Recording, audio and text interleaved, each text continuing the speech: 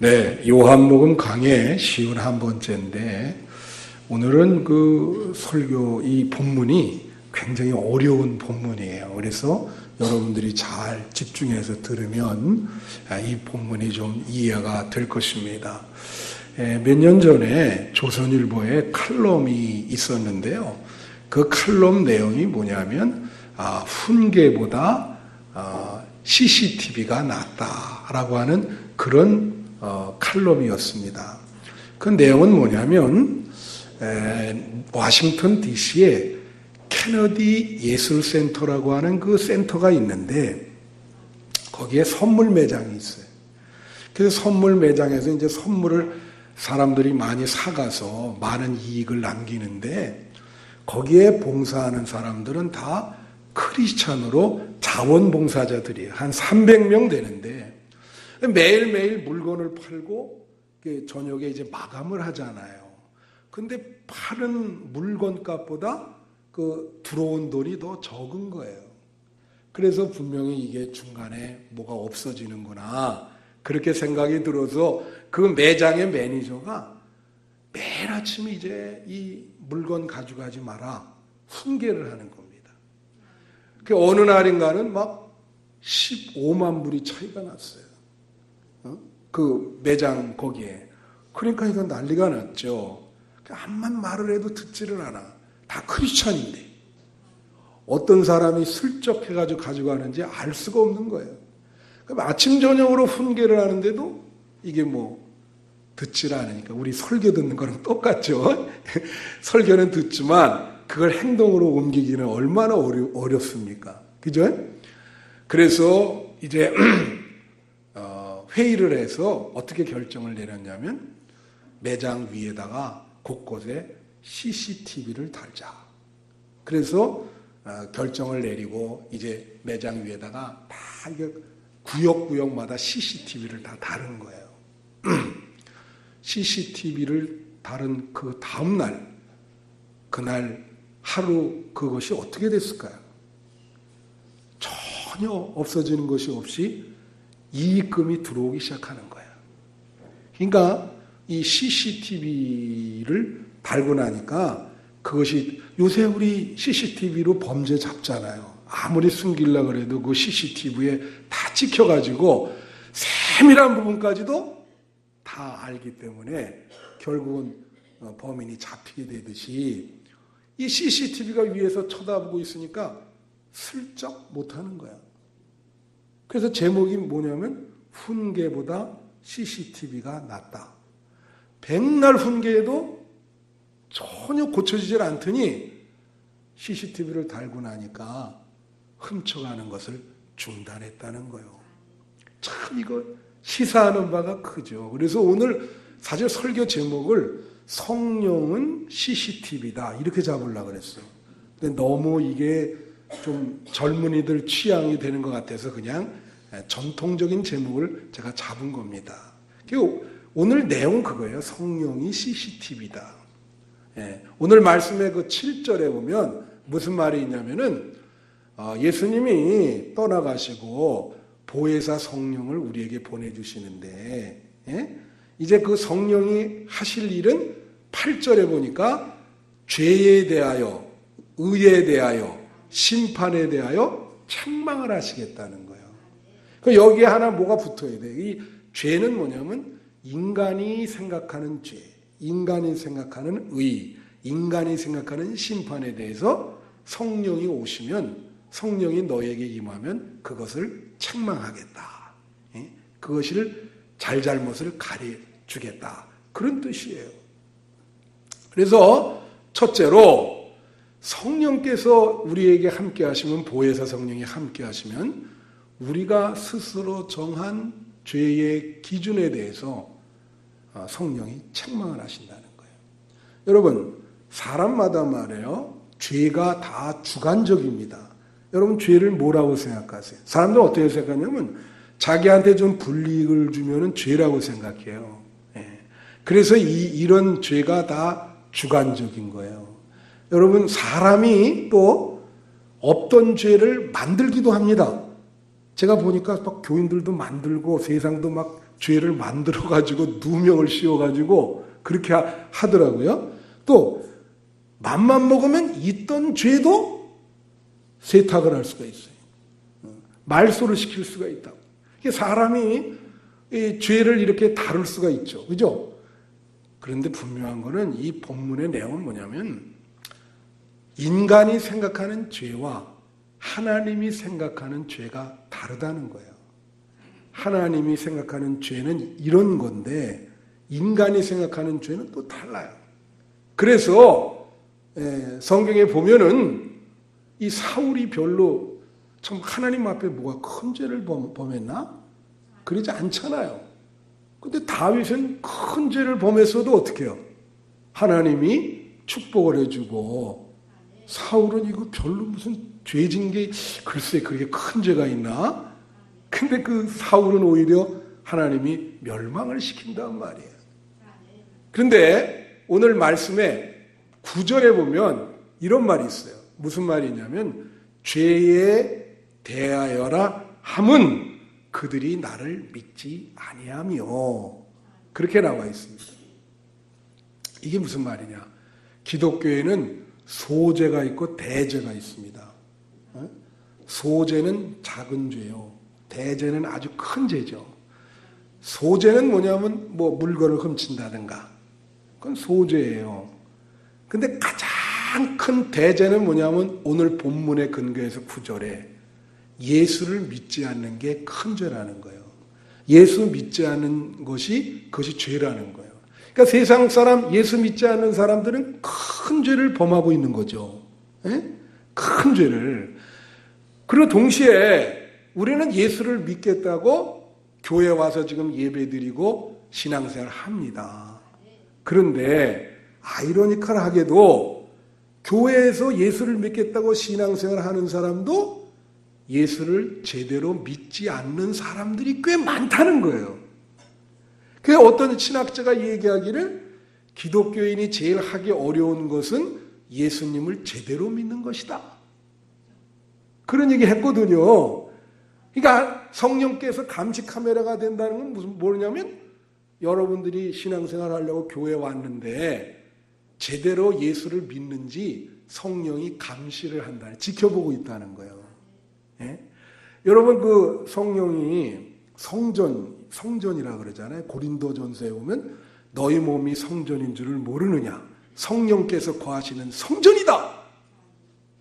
그 성령이 내 안에 있으면 성령이 말이에요. 자꾸 우리에게 이제 막 그 뭐 축복도 해주시지만 경고음도 울린단 말이에요. 이렇게 막. 예? 제가 언제 한번 얘기했죠. 어떤 사람이 사업을 하는데 교회 권사거든요.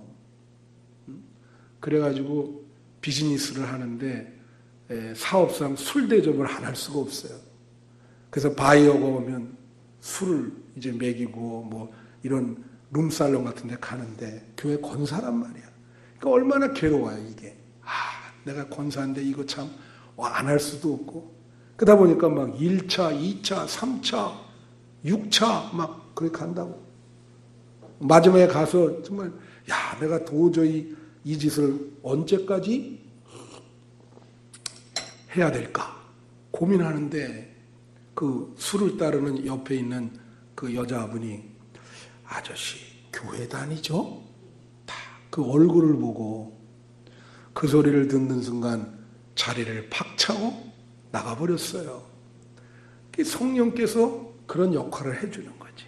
그죠?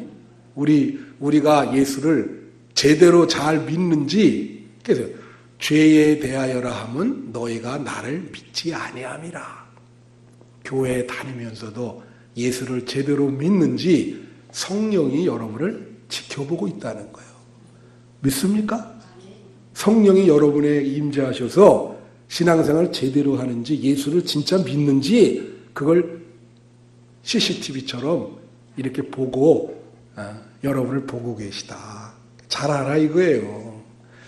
그 다음에 둘째로는 뭐라 그래요? 두 번째는 또 이 성령께서는 우리가 스스로 정한 의의 기준에 대해서 책망한다. 여러분 죄인 같은 의인이 있고 의인 같은 죄인이 있다. 이 파스칼이 한 말이에요. 그죠?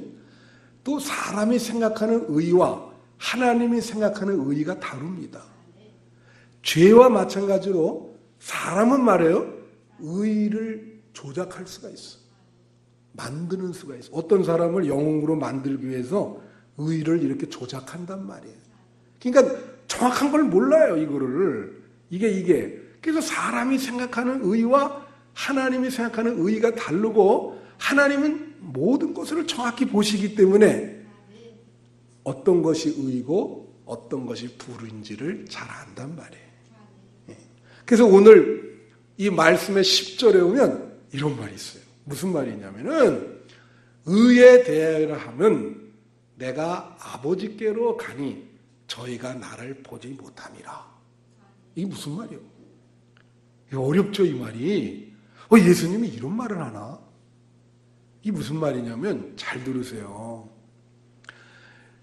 이 의라고, 참된 의라고, 예수님 자체가 의예요.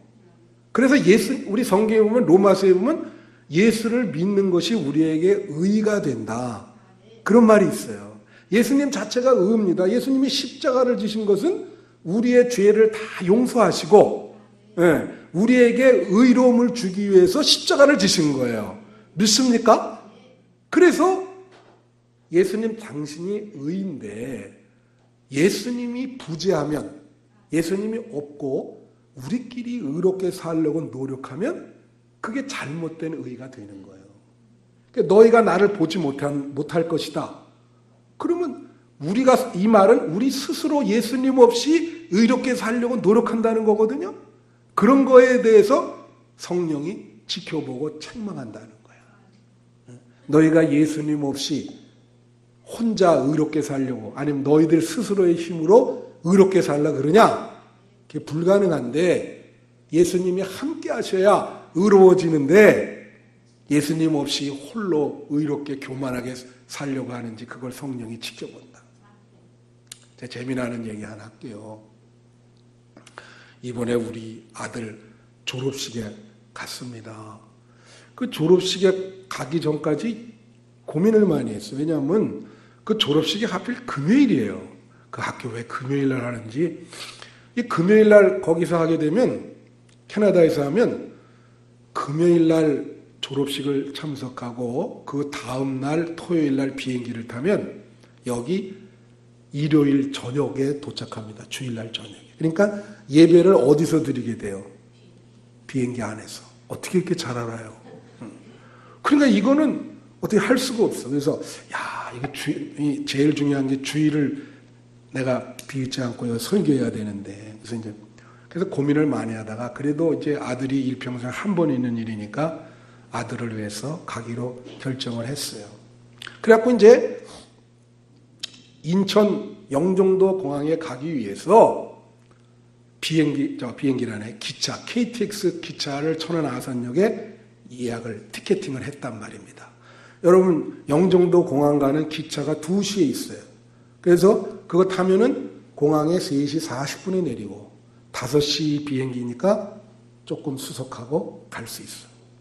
그래서 이제 그렇게 딱 했는데, 그날 당일날 우리는 아무 영문도 모르고 이제 다 준비됐다고 나간 거예요. 이제 다 짐을 챙기고 기차역으로 가서 이제 가야 되겠다. 그래서 기차 타고 가려고 그러는데 세상에 기차 이 전광판이 다 멎어 있어요. 보통 따면 승차 준비하세요 2시 나오거든요. 그게 없이 그냥 새까매. 이게 왜냐 2시가 다 됐는데 그게 안 뜨는 거예요. 그러니까 제가 놀랄까요? 안 놀랄까요? 저는 놀랬죠, 당연히. 그래서 밑으로 내려간 거예요. 밑으로 내려갔더니 사람들이 그냥 막 아수라장이 된 거예요. 한국 사람들 그런 일이 나면 아수라장 되잖아요. 막 비행기 타려는 사람이 나뿐만이 아니잖아요. 그 기차 전체가 다 안 되고 난리가 난 거예요. 그 밑에 내려갔더니. 근데 이유를 물어봤더니 그날 오전에 태풍이 딱 2시간 부산 영남 지방을 훑고 지나간 거야. 딱 2시간 훑었는데 완전히 뭐 아파트 이 마린시티 그 밑에 다 물이 찼고 이 선로, 기차 선로가 다 뒤집어진 거예요. 유실된 거예요. 그래서 부산에서 올라오는 기차가 올스톱. 그걸 내가 몰랐던 거지. 알았으면 내가 이렇게. 그러니까 어떻게 해요? 야, 그러면 그 다음 방법은 뭐냐? 리무진 고속버스를 타고 공항에 가는 건데 글로 또 전화를 걸어보고 딱 했더니 거기는 30분에 한 대인가 그렇게 있어요. 근데 이미 여기서 지금 기차 여기서 좀 못 가는 사람이 많아요, 적어요? 많죠. 우리가 글로 벌써 얘들은 딱 약삭발은 이게 인생이 똑같아 이렇게. 걔들은 벌써 다 글로 당연해. 벌써 딱 물어보니까 뭐 4시 반 이후에나 자리가 있을지 말지다. 야, 이거 큰일 났네. 그럼 어떻게 할 수가 없는 거예요. 근데 내 마음에는 어떻게 해요? 반드시 가야 돼요? 말아야 돼요? 왜냐하면 뭐 그만둘 수 있지만 비행기 다 날리고 그 몇백만 원 다 날리잖아요. 그 반드시 가야 되잖아요, 이거. 그러니까 내 마음속에는 반드시 가야 된다, 이거. 무슨 수를 쓰더라도 가야 된다. 그런 어떤 방향이 정해져 있는 거예요, 내 마음에. 이건 어떻게 해서든지 가야 된다. 택시를 대절해서도 가야 된다. 그래서 생각해낸 방법이 전도사님한테 데려다 달라. 그게 참 묘수였어요. 그래서 전화를 걸어서 내가 이렇게 했더니 즉시로 딱 와가지고. 또 운전을 참 잘해요. 남들 가는 거에 한 절반 시간으로 펴바박! 벌써 가 있어도 딱 도착해요. 아유, 하나님이 좋은 걸 주셨구나. 좋은 방향. 자, 이걸 한번 생각을 해봅시다. 조금 어려울 수 있어요. 잘 들어요. 그날 아침에 그런 일이 일어난 거는 우연적인 사건이에요. 예상할 수 없었던 사건이야. 태풍이 불어서 그것이 간접적인 영향을 불어가지고 나의 개인의 생애에도 영향을 준 거예요. 이 선로가 뒤집어졌기 때문에.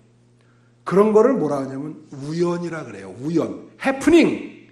인생에는 해프닝이 많이 일어나요. 앞으로도 여러분 해프닝이 많이 일어난다고. 우연한 해프닝.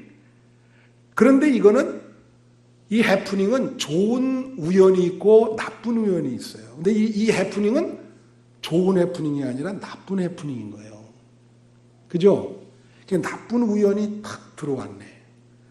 그럴 때 이 나쁜 우연, 나쁜 해프닝을 극복할 수 있는 방법은 방향성이 중요해. 내가 만약에 포기했으면은 그건 죽도 밥도 안 되는 거예요. 근데 내 마음에 어떤 방향성이 정해졌냐? 내가 반드시 가야 된다. 죽어도 가야 된다, 그 방향으로. 그러니까 그 나쁜 우연을 극복할 수가 있는 거예요. 모든 수단과 방법을 가리지 않고 그 방향으로 섰단 말이에요. 그러니까 그것이 나를 해치지를 못하죠. 가령 예를 들면 이거 지난번에 보니까 대형 버스로 한 10분이 돌아가셨더라고요. 그 우연이죠. 그런 걸 뭐라 그런다고요? 나쁜 해프닝이다. 그 가족들이 얼마나 고통이 심하겠습니까? 사랑하는 남편과 아내를 먼저 보내고. 그럴 때 그거를 극복하는 방법이 있어요. 그거는 뭐냐면 방향성이 있어야 돼요. 방향성이 있으면 어떤 형태로든 그걸 극복합니다.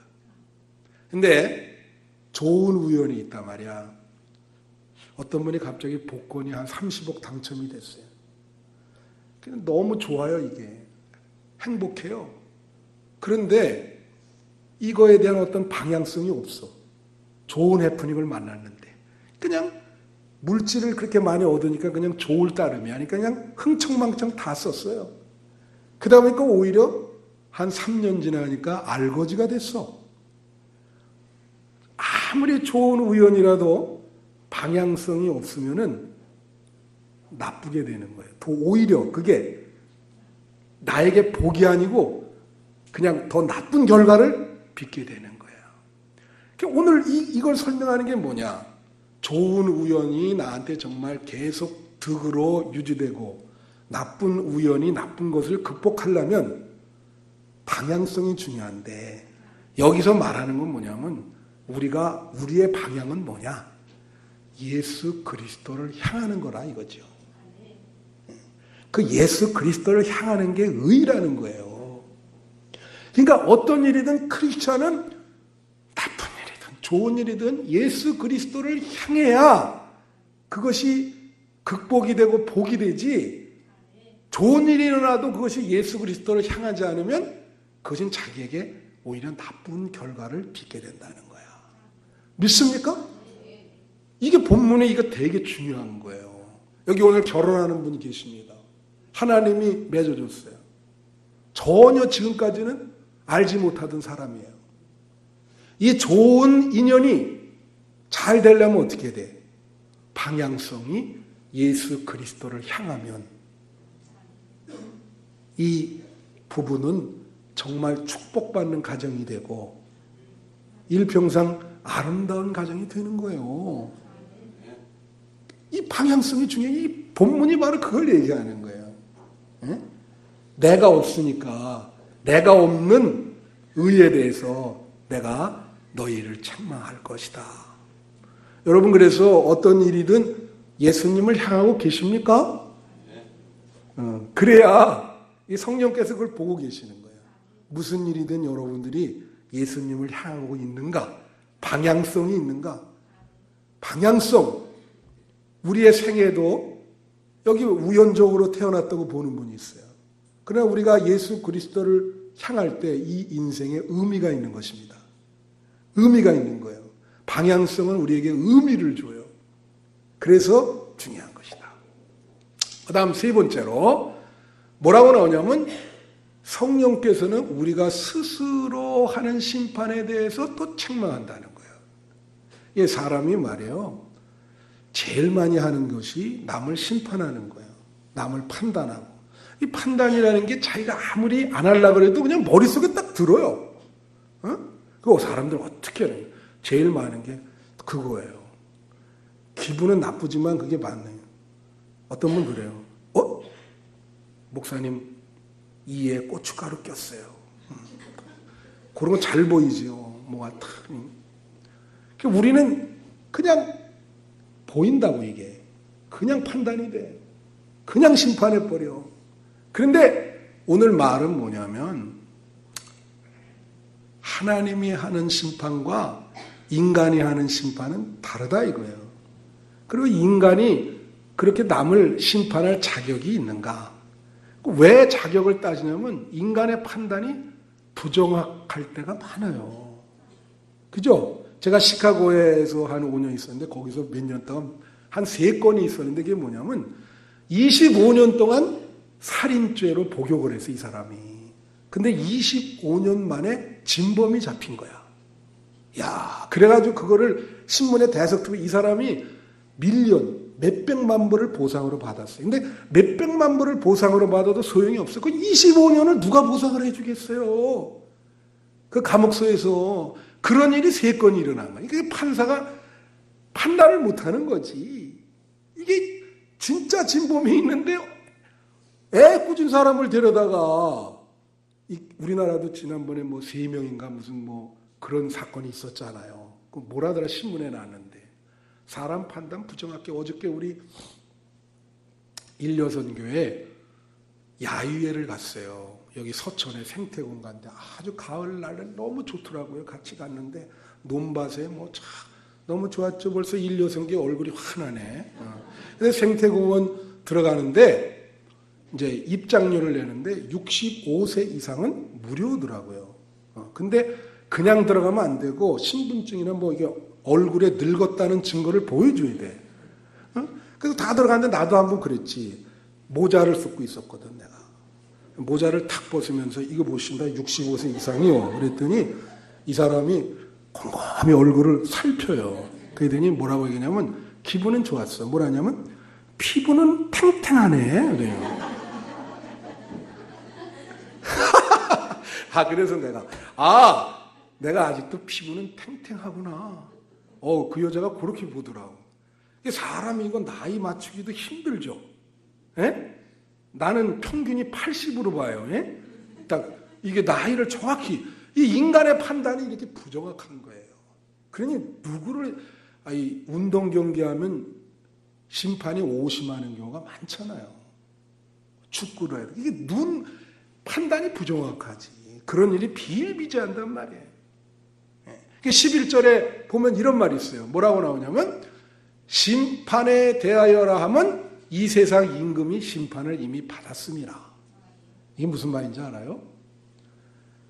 예수님이 십자가를 지신 것은 하나님 쪽으로 볼 때는 예수님을 통해서 인간을 심판하신 것입니다. 그래서 이미 심판을 받았다는 거예요. 왜냐? 우리가 인간이 죄를 안 질 수 없어요. 여러분 여기 온 사람 다 죄인이에요. 여러분 한번 생각을 해봐. 하나님 앞에 우리가 가면은 하나님 앞에 서게 됩니다. 그러면 나는 제일 그 하나님 앞에서 좀 이런 얘기하면 뭐하지만 서기가 민망한 사람들이 판사일 것 같아. 판사들이 판결을 많이 하잖아. 우리는 하나님 앞에 판사로서 서는 게 아니고 그 앞에 피고 죄인으로 서는 거예요. 무슨 말인지 알아요? 일생 동안 우리가 한 게 밥 먹고 죄 짓는 것밖에 안 했거든. 맨날 남을 미워하고 치고받고 싸우고 거짓말 많이 하고 그러지 않아요? 그러니까 하나님 앞에 딱 서면 우린 뭐예요? 죄인이나 죄인. 그러니까 하나님이 판사거든. 그럼 너 형량이 몇 년이다 딱딱 때려주는데 그 형량을 예수님이 대신 받은 것이 십자가인 줄로 믿습니다. 그러니까 우리를 형량 때릴 때, 야, 너 네 아버지가 대신 너 받았어. 예수님이 대신 받았다. 그래서 너 용서해 주는 거야. 다시는 그런 죄 지지 말고 천국에서는 행복하게 살아라. 땡땡땡. 하나님이 그렇게 판결하죠. 그래서 십자가라는 게 이미 이 세상 임금들이 판결을 받았는데 하나님만이 판사인데 왜 인간이 심판을 하느냐 말이오. 왜 판단을 하느냐 말이야. 그러니까 오늘 말에 너희가 한 심판에 대해서 성령께서 책망하겠다는 거죠. 안 할 수 없는데 우리가 머릿속에 그냥 벌써 판단이 딱 쓰잖아요. 쟤 오늘 얼굴 왜 이렇게 더러워? 막 판단. 예배 끝나고 나오면 딱 가요. 어우, 쟤 왜 이러지? 그죠? 벌써 오늘 딱 만나고 나면 판단이. 그렇게 하지 말라는 건데 그게 얼마나 어려워요. 그죠? 너네가 한 심판에 대해서 내가 심판하겠다. 성령께서 너희가 얼마나 심판하는지 지켜보고 있다는 거예요. 딱 감시 카메라로. 그리고 이건 왜 그러냐? 죄인이 죄인을 어떻게 심판해요? 죄의 경중을 따질 수가 있습니까? 50보 100보지. 그죠? 그게 다 그러니까 못하는 거예요, 이게. 심판을 할 수가 없어요. 그 성령이 참된 심판을 위해서 딱 지켜보고 있는 거예요. 말씀을 마치면 로마서 12장 19절부터 21절에 이런 말이 있어요. 원수 갚는 것이 내게 있다. 하나님이 그렇게 말하는 거예요. 원수 갚는 게 내게 있다. 그 말이 무슨 말이냐면 심판하는 것이 내게 있다는 거야. 누구에게 있다고? 하나님에게. 원수 갚는 것이 내게 있다. 그러니까 너희는 그렇게 할 필요가 없다. 내게 있으니까 내가 다 알아서 다 심판하는데 걱정하지 말라 이거지. 근데 우리 성질이 급해. 그래서 우리가 늘 판단하고 늘 심판하고 그렇게 하잖아요. 그렇게 하지 말라는 거예요. 성령이 너희가 그렇게 하는지 감시 카메라로 보고 있겠다. 그렇게 하지 말라. 그거를 오늘 본문의 내용이 바로 그건 거예요. 이해가 됐어요? 이 규절이 어려운 규절입니다.